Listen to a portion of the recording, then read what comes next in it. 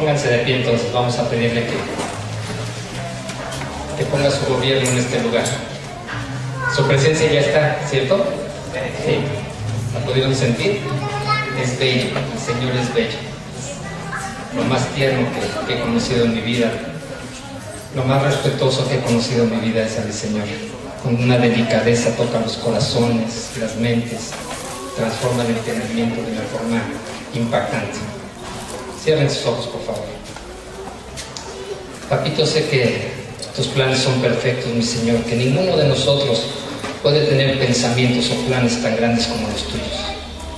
Por eso en esta mañana, mi Señor, en esta mañana te pedimos que tu presencia en este lugar, mi Señor, nos tome de la mano, que nos haga caminar, mi Señor, por esos caminos tuyos, Padre, altos, bellos, pero sé que son angostos, mi Señor, y eso es lo que te pido, Padre, que nos enseñes el día de hoy.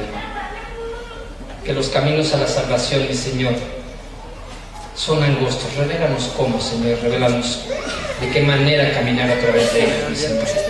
No dejes que el enemigo ponga tropiezo en nuestro andar, mi Señor, y es que todo tu pueblo, Señor, que todo aquel que te busca, no se pierda, mi Señor. Tómanos de la mano, te lo pedimos en el nombre de Jesús. Gobierna este tiempo, Señor, y toda nuestra vida. Amén y amén. Tomen asiento, por favor. Vamos a empezar en el libro de Mateo. La prédica se llama Preparando el Camino. ¿Okay? Y vamos a empezar en el libro de Mateo 3, del versículo 1 al 3, por favor, ¿sí? Lo vamos a ver aquí en la pantalla. Llévate un poquitito. A los niños, por favor, los niños vayan a sus salones, porque esto es para adultos. Empezó la función C, ¿verdad? Solamente para adultos. No, también la vamos a poner B para adolescentes y adultos. ¿Cuántos adolescentes hay aquí? Bueno, ¿cuántos jóvenes hay aquí? Porque ya no podemos decir adolescentes, amén. Allá está Alma, Cruz, esos son bien adolescentes, adolecen de... No. Ok, vamos a leer Mateo 3:1, ¿me acompañan? ¿Sí? Dice: en aquellos días vino Juan el Bautista predicando en el desierto de Judea y diciendo: arrepentíos, porque el reino de los cielos se ha acercado. Pues este es aquel de quien habló el profeta Isaías cuando dijo: voz del que clama en el desierto, preparad el camino del Señor, enderezad sus sendas. ¿Ok? Y ahora vamos a leer en Mateo capítulo 4, en el versículo 17. ¿Ok? Y vamos a ver cómo aquí en Mateo 3 era Juan Bautista el que estaba predicando: arrepiéntanse porque el reino de los cielos se ha acercado. Pero en Mateo 4 es otra persona que nos lo dice. Ahí dice: desde entonces comenzó Jesús a predicar. ¿Quién lo dice aquí? Ahora nos dice Jesús, ¿verdad? Y dice: arrepentíos porque el reino de los cielos se ha acercado. ¿Ok? Desde los orígenes de la humanidad, lo pueden ver en la Biblia desde el Génesis y hasta hoy en día, nuestros mayores problemas han sido justamente por esto, por la falta de arrepentimiento, por los actos que hemos hecho y en los cuales nos hemos equivocado, pues, ¿no? ¿De qué nos tendríamos que arrepentir? Ellos dicen: arrepiéntanse porque el reino de los cielos está cerca. ¿De qué nos tenemos que arrepentir? ¿De lo que hemos hecho bien o de lo que hemos hecho mal? ¿Sí? ¿Nos queda claro eso? Porque a veces nos arrepentimos de lo que hacemos bien. Tenemos un hijo y decimos: me arrepiento de haber tenido un hijo. Nos casamos y decimos: me arrepiento de haberme casado, ¿no? Estudia una carrera, me arrepiento de esa carrera. De eso no se arrepiente uno. Esas cosas son elementos que Dios permite para crecimiento, para llenura. Pero del pecado, ¿tendríamos que arrepentirnos? ¿Por qué? Porque dice aquí: arrepiéntanse porque el reino de los cielos se ha acercado. Vamos a volver a Mateo 3, del 1 al 3. Dice ahí: en aquellos días vino Juan el Bautista predicando en el desierto de Judea, y en el 2 dice: y diciendo: arrepiéntanse porque el reino de los cielos se ha acercado. ¿Ok? En el 3 vamos a ver específicamente por qué nos dice esto. Dice en el 3, pues este es aquel de quien habló el profeta Isaías cuando dijo: voz del que clama en el desierto, preparad el camino del Señor, enderecen sus sendas. ¿Ok? La presencia de Dios trae por sí misma una llenura del ser humano. ¿Ok? La presencia de Dios en nuestras casas llena todos los espacios de tal manera que no hay nada hueco. Por lo tanto, todas las necesidades como seres humanos, como hijos de Dios, quedan llenas en su presencia. ¿De acuerdo? ¿Sí o no? Sí. Bueno, para que esa presencia esté en nosotros, para que esa presencia esté en nuestra casa, para que esa presencia habite en nuestro ser, nosotros tenemos que prepararle el camino al Señor. ¿Cómo? A través del arrepentimiento. Sin arrepentimiento no hay perdón, y sin perdón no hay presencia de Dios, porque dice que nadie verá al Señor sin santidad. ¿Ok? Y la santidad solamente la tenemos los seres humanos del perdón de Dios, porque santos, ninguno. ¿Sí? El único santo es nuestro Señor Jesucristo, que pasó todas las pruebas, fue tentado en el desierto y aún así dijo no. ¿Ok? Nosotros cometemos errores todos los días, ¿sí o no? Entonces, esos errores se llaman pecados. Esos errores, vamos a ver la definición de pecados. ¿Bien? ¿Están de acuerdo? Porque, ¿qué es lo que nos impide entrar a la presencia de Dios entonces?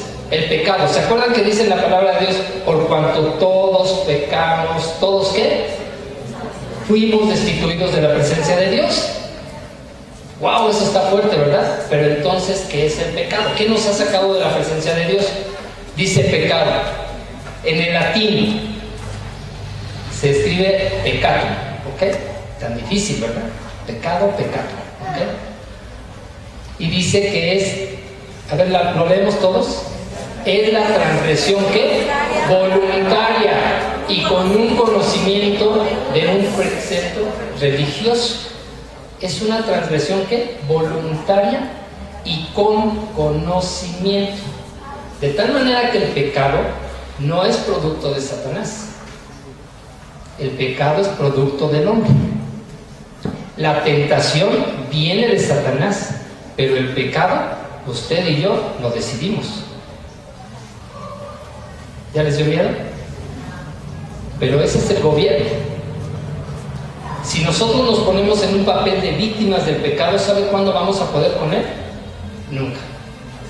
Pero si nos ponemos como los autores del pecado, como los consumadores del pecado, como los protagonistas del pecado, yo tengo todo el control del pecado, porque yo decido si sí o si no. ¿Sí o no? Vamos a ver, esto no estaba ahí, pero en la tentación de Jesús en el capítulo 4, vamos a empezar desde el 1, nada más para que vean el gran ejemplo que nos dio Jesucristo. ¿Ok? Como después de ser bautizado, dice en el 4.1, Mateo 4.1, dice: entonces Jesús fue llevado por el Espíritu, ¿a dónde? Al desierto. ¿Para qué? Para ser tentado. ¿Jesús fue tentado o no? ¿La tentación es pecado? No es pecado. Jesús fue tentado, no pecó, fue tentado. ¿Qué es tentar a alguien? Motivarlo, seducirlo, ¿no? A un niño le enseñas un billete de 500, no sabe ni qué, ¿no? Pero se lo enseñas a un pordiosero y por 500 pesos pueden hacer lo que sea. Si le dices: ve y rómpele el vidrio a ese carro, y por 500 pesos te rompen el vidrio. La tentación no fueron los 500 pesos, la tentación fue que él aceptó la tentación y fue y entonces cometió el acto. ¿Sí? Aquí Jesús fue tentado, él no pecó, fue tentado. ¿Qué quiere decir eso? Que Satanás le ponía la circunstancia enfrente, le ponía la tentación, pero ¿qué hizo Cristo? Vamos a ver lo que sigue en el 2. Dice: y después de haber ayunado 40 días y 40 noches, ¿qué tuvo? Hambre, necesitaba alimento, ¿cierto? Tenía una necesidad, ¿sí? Y luego, ¿qué dice? Y entonces vino a él, ¿quién? El tentador. Y le dijo: si eres hijo de Dios, di que estas palabras se conviertan en pan. Jesús tenía una necesidad humana. Y el tentador lo que le hizo fue ponerle enfrente lo que podía satisfacer su necesidad. ¿Cuántas necesidades tenemos nosotros? ¿Dónde crees que te va a tocar Satanás? ¿Dónde crees que el tentador va a tentarte? No corporalmente, pero te va a poner la tentación ahí. ¿Sí? ¿Sabes qué puedes hacer tú? Tomar una decisión. O caes o no caes. Es tu decisión. Son tus consecuencias, son tus decisiones, y aunque el pecado aquí enfrente esté a 30 milímetros de ti, ¿tú puedes todavía decidir? No. Si desde los inicios de la humanidad la creación ha traído consecuencias muy grandes por el pecado, todo lo que estamos viviendo, todo lo que vivimos negativamente, viene por el pecado. ¿Qué es el pecado entonces? Vamos a volver. Dice que es una decisión, o sea, todo lo que estamos viviendo es por nuestras decisiones. Son voluntarias y son con conocimiento. Y los griegos decían que hamartia significa fallo de la meta o no dar en el blanco. Quiere decir entonces que el pecado es un error que cometemos. ¿Sí o no? Nada más es un error. Vamos a llamarle a las cosas como son. Porque a veces hablamos de pecado y vemos como si fuese un monstruo grandotote, una masa grandota de la cual cuando uno se mete ya no podemos salir. Y te oprime, te quita la respiración, te pone un peso increíble que no puedes ni caminar, la gente ya no avanza. Cuando dice pequé, parece como si me han puesto 10,000 toneladas encima. ¿Qué es el pecado? Solamente tomaste una decisión equivocada. Solamente eso es el pecado. Tomar una decisión equivocada.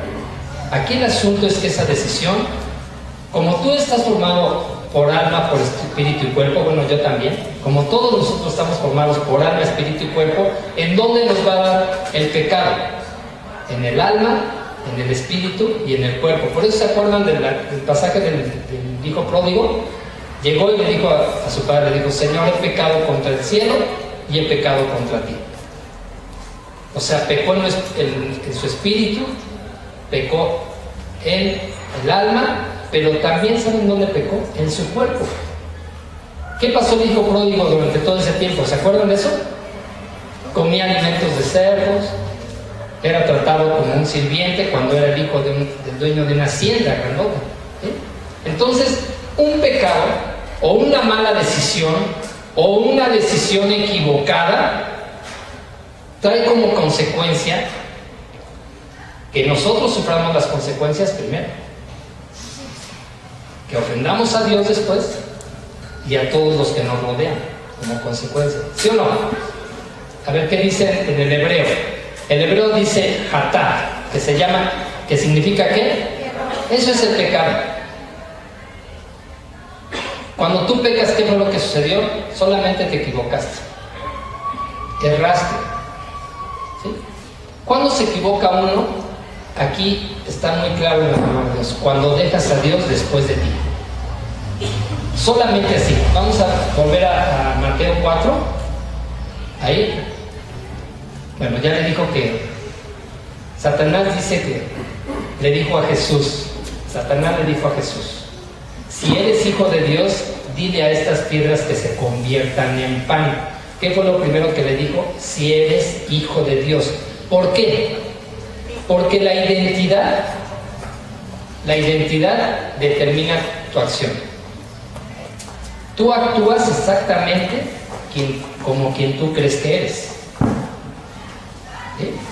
Un portero, cuando yo le aviento un balón a un portero, el portero inmediatamente la va a agarrar con las manos. Pero si se la avientas a un delantero, si tú le avientas a un delantero el balón, lo primero que hace es levantar el pie y bajarlo. ¿Sí o no, Miguel?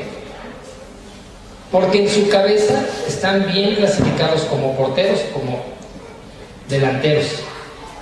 Sin pensarlo actúan. A Jesucristo le dice: si tú eres el Hijo de Dios, a ver, diles a esta piedra que se convierte en pan, al fin que tienes hambre. Y Jesucristo contesta, como Hijo de Dios, con una identidad bien marcada, dice, Él respondió y dijo, ¿qué respondió? Escrito está, no solo de pan vivirá el hombre, sino de toda la palabra que sale de la boca de Dios. Él respondió, escrito está. ¿Qué es eso? Es poner a Dios por primero. No dijo la palabra de hombre sabio, inteligente, bien estudiado, no dijo, no, es que esto es pecado y las consecuencias. No. Nada más dijo, ¿sabes qué? Esto está escrito. Y Dios dice que no solamente de pan vivimos nosotros, sino de toda palabra que sale de Dios. Eso es poner a Dios por primero, ¿sí o no? Solamente así se puede frenar el pecado. Vamos a la que sigue, el 5. Entonces el diablo le llevó a la ciudad santa y le puso sobre el pináculo del templo, la 6. Y le dijo, si eres hijo de Dios, otra vez en su identidad, si eres hijo de Dios, porque échate abajo, porque escrito está. Entonces le dice, a ver, si está escrito, también está escrito que a sus ángeles mandará cerca de ti y en sus manos te sostendrá para que no tropieces con tu pie en piedra. Y Jesús le volvió a contestar, pues escrito está también que no tentarás al Señor tu Dios. No estaba peleando Jesús con su parte física ni corporal, estaba luchando con Dios, ¿sí? Y Dios estaba por primero delante de él. Cuando nosotros queremos vencer una tentación, solamente tenemos que poner a Dios por primero. ¿Qué te dice Dios? ¿Quién eres? ¿Eres un hijo de Dios? ¿O cómo estás respondiendo? ¿Estamos respondiendo como hijos de Dios o estamos respondiendo como hombres fuertes? No, porque cuando le dicen no, deja de tomar, ya el alcohol lo controlo, yo lo controlo, no tengo problema. O sea, voy a la fiesta, me echo 3 y se acabó. Y cuando me encuentro uno tirado, ¿no lo controlaste? Claro, lo controlé tanto que me lo eché todo, ¿no? Eso es querer controlar las cosas por uno mismo, la tentación por uno mismo. Y la tentación, como el enemigo es astuto, como dice el Señor, que como una zorra, ¿no?, que anda ahí debajo haciendo cuevitas. El enemigo sabe cuál es tu necesidad, y si no sabe, por lo menos avienta muchos dardos y en alguno va a pegar. Porque si avienta la tentación de la sexualidad, a lo mejor pega en 3, 4 o en 10. Y los demás dicen, uy, pecó en eso, no manches, no puede controlar su carnota, ¿no? Pero cuando manda el chisme, ya no caen 3, caen como 50, ¿no? Y entonces los demás decimos, ay, no puedo controlar su carnota, ¿verdad? ¿Sí? Y si caen en los vicios, algunos ni por aquí les pasa fumar, dicen, fumar qué asco, tomar qué asco, ¿no? Pero a otros es como un perfume a su nariz y caen, porque cada uno tiene diferente necesidad. ¿Y sabes dónde va a atacar el tentador? En esa necesidad. ¿Cómo vas a responder la siguiente ocasión que llegue el enemigo a tentar? Cuando pase tu suegra, ¿cómo vas a responder? Cuando lleguen tus cuñados, ¿cómo vas a responder? Cuando tu hijo no salga bien en calificaciones, ¿cómo vas a responder? Cuando tu esposo comete un error, ¿cómo vas a responder? Cuando tu esposa falle, ¿cómo vas a responder? Si nosotros somos hijos de Dios, ¿cómo tendríamos que responder? ¿Cómo? Como hijos de Dios, diciendo, escrito está. ¿Qué está escrito? De los hijos hacia los padres, ¿qué está escrito? Ok, entonces si tus papás se portan mal, ¿qué vas a responder? Escrito está que yo tengo que honrar a mi padre y a mi madre. Aunque mi padre y mi madre no hicieran lo correcto, yo tengo una orden de mi Señor que es honrar a mi padre y a mi madre. ¿Sí? Si se equivocaron, que Dios los perdone, que Dios los bendiga, que les dé sabiduría, pero mi papel como hijo de Dios es cumplir lo que mi Señor está diciendo, y si yo lo cumplo, no me equivoco. ¿Cómo debes de tratar a tu varón? ¿Cómo debes de tratar a tu mujer? No voy a esperar respuestas porque luego las dan medio equivocadas ahí. Duro, dice. ¿Cómo debes de tratar a tu varón? Duro y con celo, ¿no? Hasta que entienda. ¿Cómo debes de tratar a tu mujer, varón?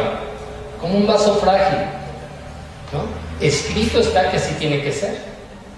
escrito está, el varón tiene que tratar a su mujer con un vaso frágil. Si no vas a decir nada bueno, mejor no abras la boca, porque entonces estás contra Dios. ¿Saben por qué existen las cerraduras en los cuartos? Para encerrarse cuando estás enojado. ¿Sí? Y que te cierren por fuera. Por eso la llave siempre está por fuera. Cuando te calmes, que te abran. No, no sé, eso no está escrito así. Pero da resultado, ¿eh? Oye, vean, suavecito ando. Ok, la que sigue.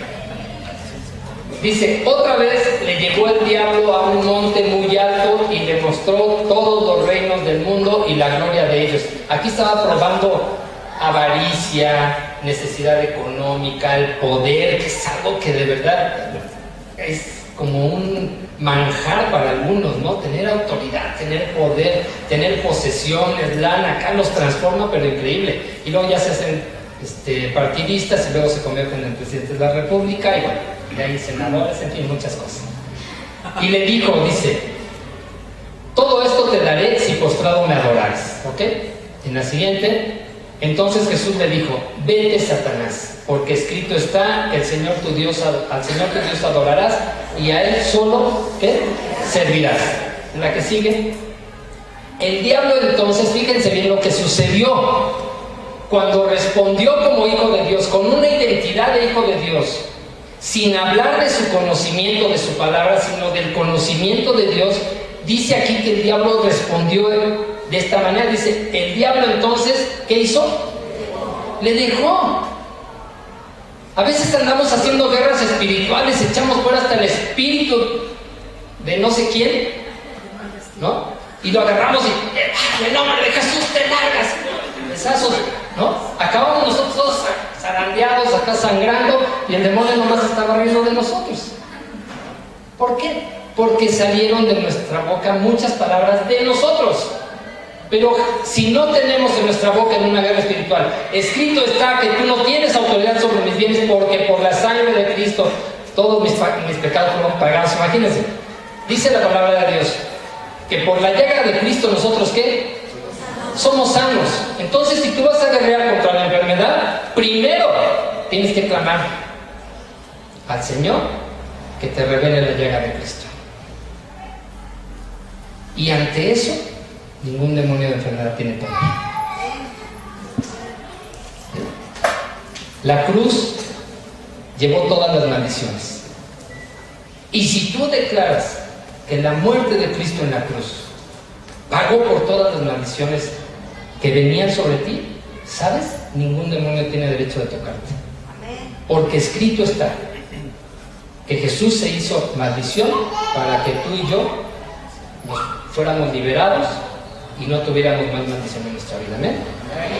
Entonces, lo que escrito está te da una defensa increíble.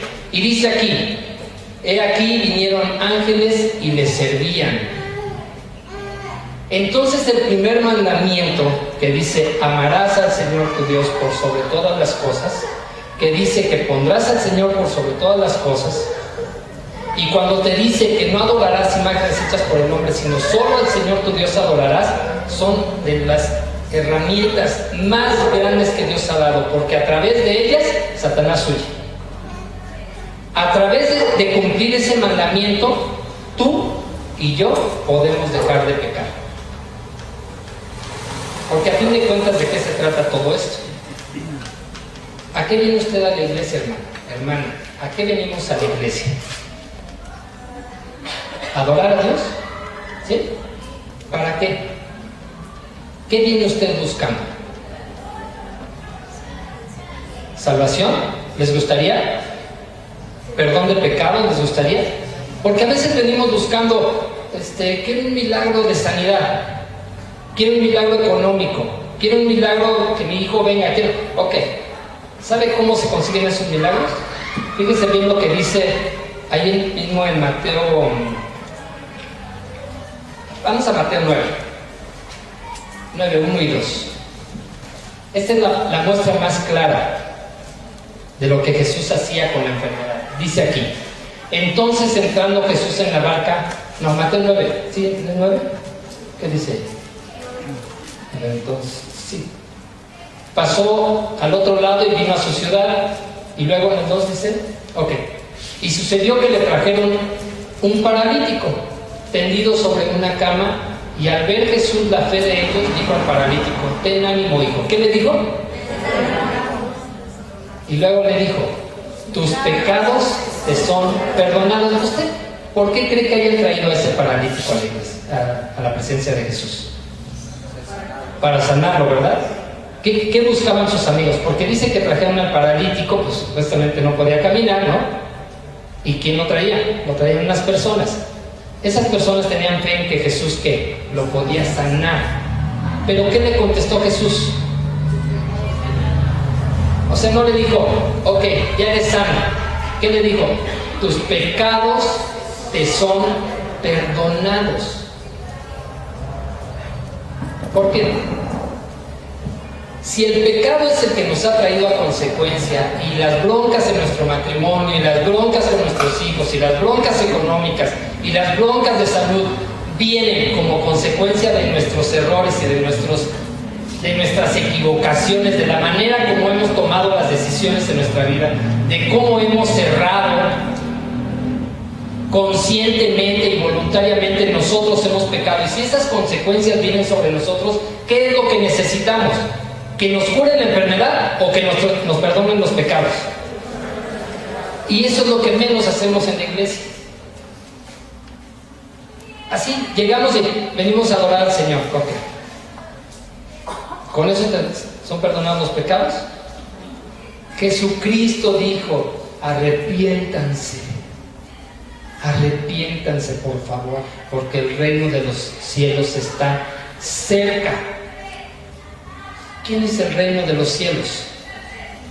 Es Jesucristo. Es el reino de los cielos aquí en la tierra. Y nosotros queremos que Jesús llegue y, como si valiera nada su presencia: entra en mí, Señor, entra en mí. No, aquí, de este lado, ¿no? Yo hoy me peiné. Y nadie nos lleva arrepentimiento.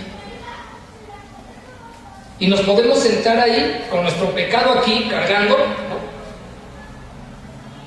Señor, tócame, Señor, entra en mí. Y Dios dice: preparen el camino del Señor, preparen el camino al Señor. El viernes nos decía el hermano: a veces creemos que la salvación no vale nada. Dice que el pastor decía: es cierto que es gratis la salvación, pero tiene un valor increíblemente alto. Increíblemente alto. Usted no sabe que la salvación tuvo que ser pagada con la sangre de Jesucristo. La vida del Hijo de Dios se tuvo que pagar para la salvación. ¿Quién trae un teléfono muy bueno de esos de los que acaban de salir? A ver, enséñame. Ay, no se hagan, por favor. El iPhone 23 creo que traen por ahí. Mi teléfono tiene como 5 años que me lo regaló Tere, ¿verdad? ¿Tú me lo regalaste? Porque yo tenía uno de esos de Alcatel, de ahí de Oxxo. Entonces me regaló un Sony Xperia. En ese tiempo era bueno. Tiene como 5 años, creo, ¿verdad? Y luego me llegan con unos teléfonos bien grandototes, acá bien padres, que yo digo...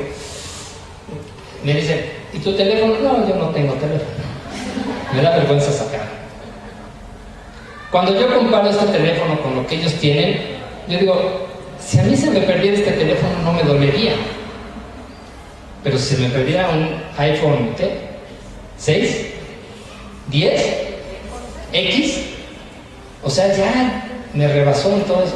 Santo Dios. El iPhone X, ese que le pones la carita y se enciende. Qué padre. Una ocasión lo dejé olvidado. ¿Qué cree? Me lo regresaron. De veras. Y yo seguido voy así a los restaurantes, lo dejo, ya me salgo, me alcanzan. O mi esposa dice: tu teléfono. Y yo digo: uy, era la oportunidad de que se me perdiera, que me duele dejarlo. Todavía funciona 2, 3. Saca fotos todavía, en blanco y negro, pero saca fotos.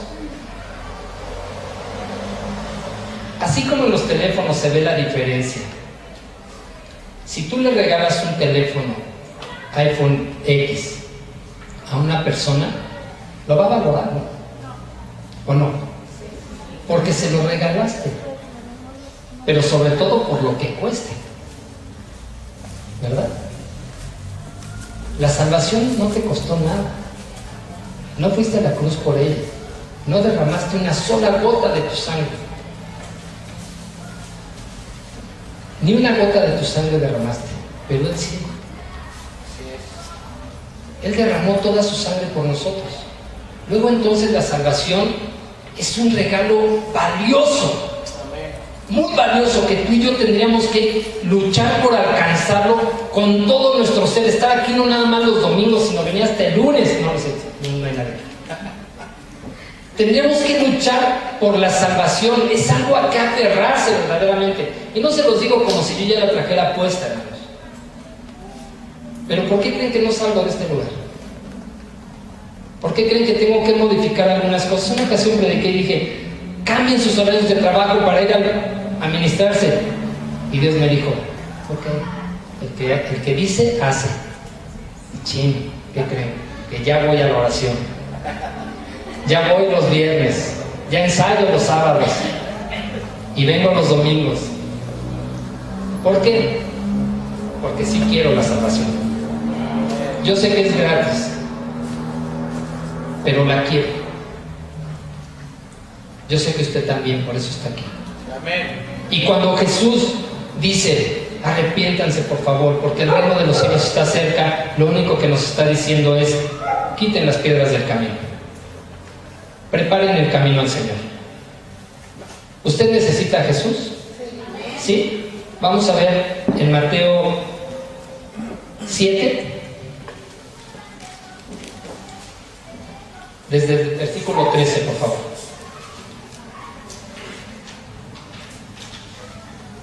Dice aquí, lo leemos todos, ¿ok?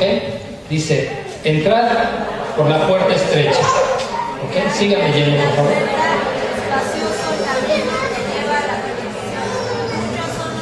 Porque estrecha es la puerta y angosto el camino que lleva a la vida, y pocos son los que la hallan.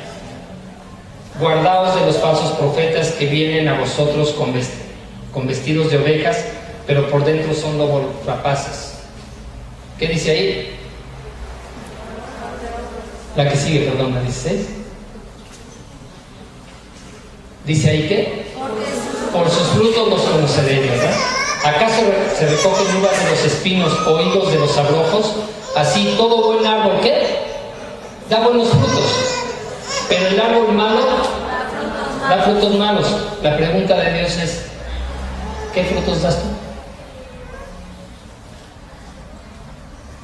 ¿Qué frutos estamos dando? ¿Cómo podemos ser llamados? ¿Árboles buenos o árboles malos? ¿Duele la pregunta? ¿Sabes qué te dolería más? Lo que sigue. Dice en el 18 dice, no puede el buen árbol dar frutos malos, ni el árbol malo dar frutos buenos.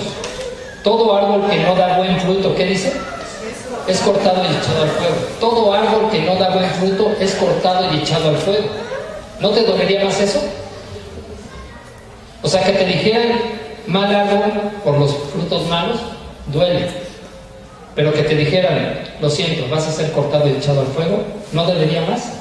Pues a eso venimos a la iglesia, a que Dios nos diga cómo han sido nuestros frutos, a compararnos con el varón perfecto, a compararnos con Jesús, no porque seamos iguales, sino porque es nuestra meta, alcanzar la presencia de Dios a través del comportamiento de Jesucristo en nuestras vidas. Esa tendría que ser nuestra meta cada día, desde el despertar, aún en el dormir. Nuestra meta tendría que ser alcanzar la presencia de Dios. Luego dice aquí, en el 20 dice, así que por sus frutos los conoceréis. En el 21 otra vez dice, no todo el que me dice ¿qué? Señor, Señor, entrará en el reino de los cielos, sino el que hace la voluntad de mi Padre que está en los cielos. Eso está peor todavía, ¿no?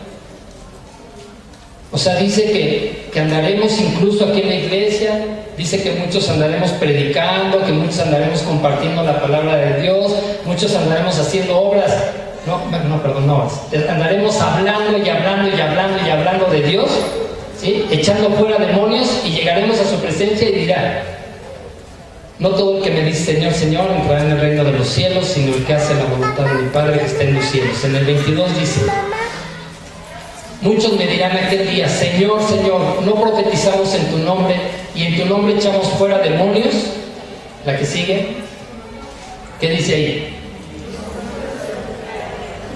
Fuerte, hermano, como si le doliera otra vez, 23, fuerte. Y entonces les declararé: nunca os conocí, apartados de mí, hacedores de maldad. Hacedores de maldad. ¿Qué es eso?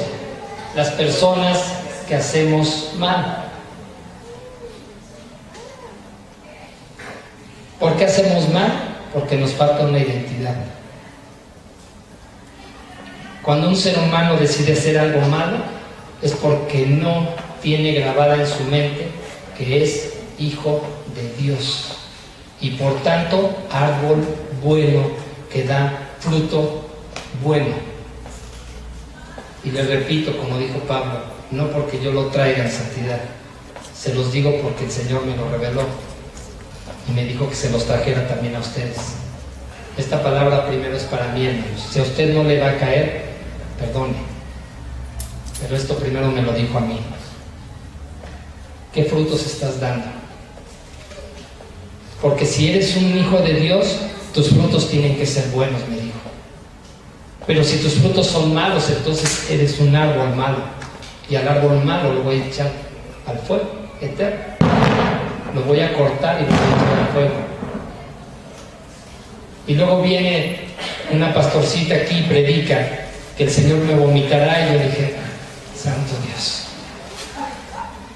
Y luego viene otra pastorcita y me predica la lógica de Dios, y digo: pues sí, ¿cómo puedo yo sentir que voy a entrar a la presencia de Dios si no tiene ninguna lógica? Un árbol bueno, ¿cómo va a ser cuidado? Un árbol bueno hasta le pones rejas alrededor, eso tiene lógica. Y un árbol malo, y sin embargo estamos creyendo que todos nos vamos a ir al cielo. Yo sé que esto le duele a la gente que está en sus casas también, los que van a oír la prédica en estos días, porque entre ellos muchos son pastores, muchos son profetas. Y sabes, ni por toda la palabra que esté en tu mente vas a entrar a la presencia de Dios, sino por las obras que estés haciendo, por cómo te comportas como árbol. ¿Cuál es tu identidad? ¿Sabe por qué Dios me regañó así? Porque me ama.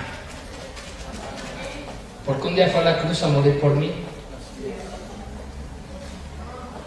Porque me levantó desde lo más hondo. Ustedes a lo mejor piensan que uno ya nace así, guapo y bello. Tuvo que ser la gracia de Dios que transformó mi ser.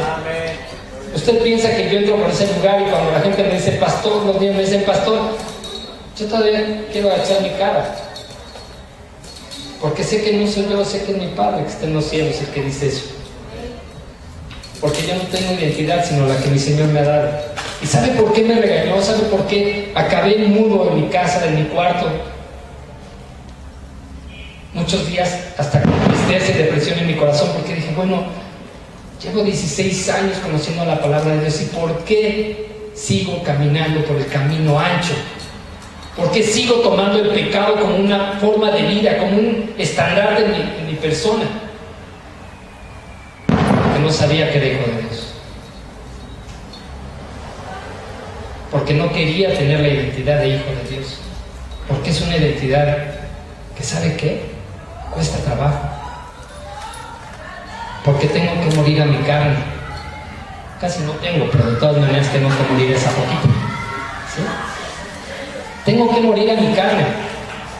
Incluso en el momento de la tentación tengo que dejar de decir yo puedo. Yo tengo que decirle, Señor, defiéndeme. Defiéndeme de esta persona, defiéndeme de este enemigo, Señor. Defiéndeme de esta tentación. ¿Y sabe cuántas necesidades como ser humano tengo? Las mismas que usted. Y a veces más. Y a veces me las tengo que librar solo. Y es cuando yo digo, si tú no estás conmigo, yo voy a acabar otra vez en la perdición.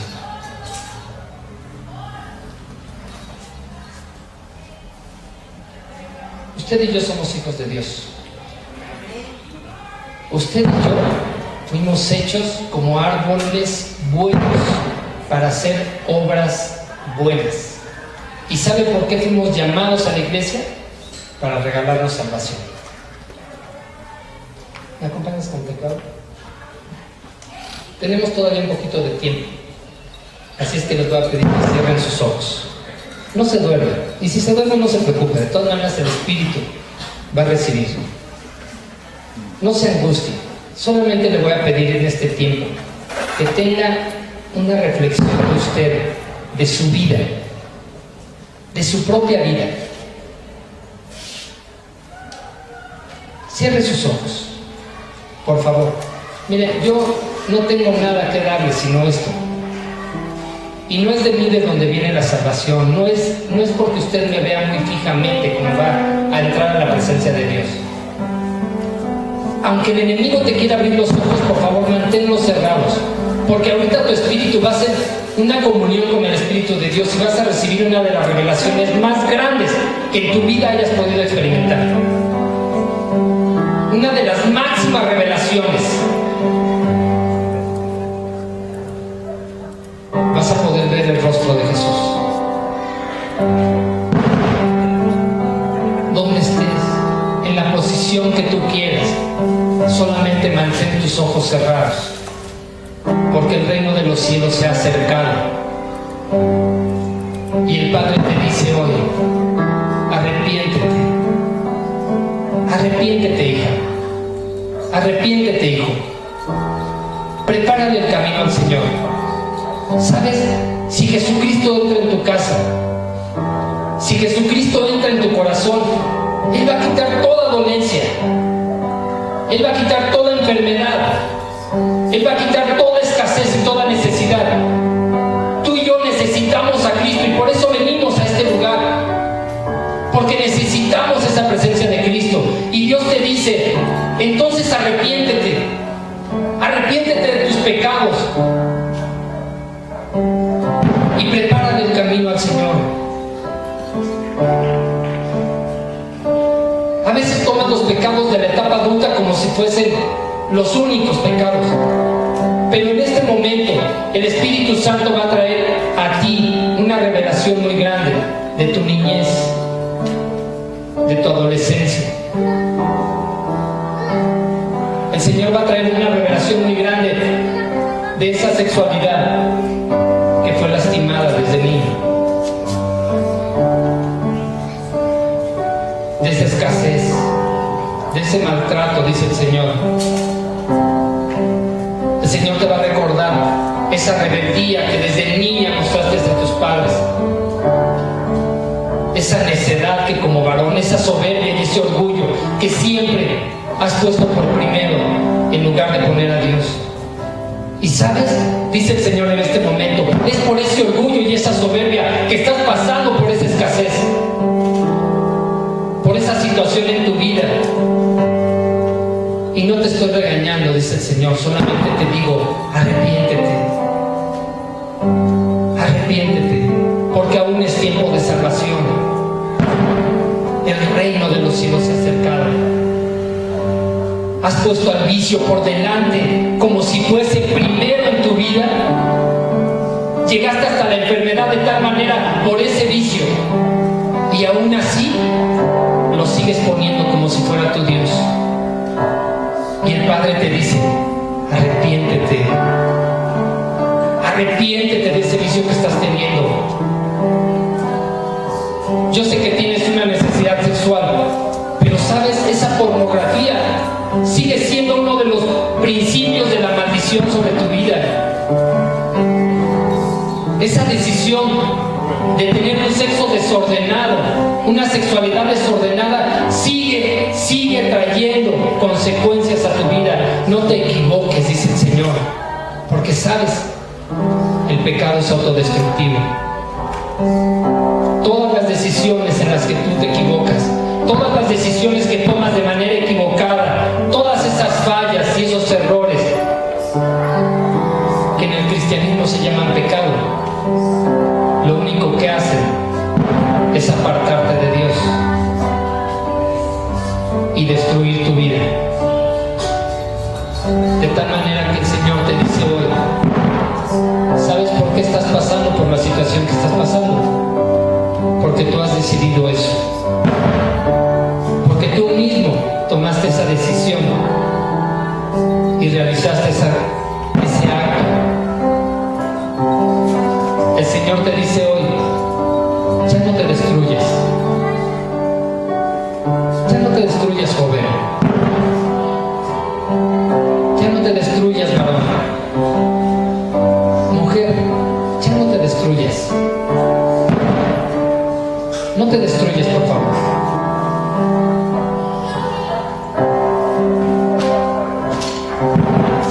Porque, ¿sabes? El Señor nos hizo para ser tomados en sus manos. El Señor nos hizo de una forma tan excelente que todo ese pecado que tú has vivido desde la adolescencia,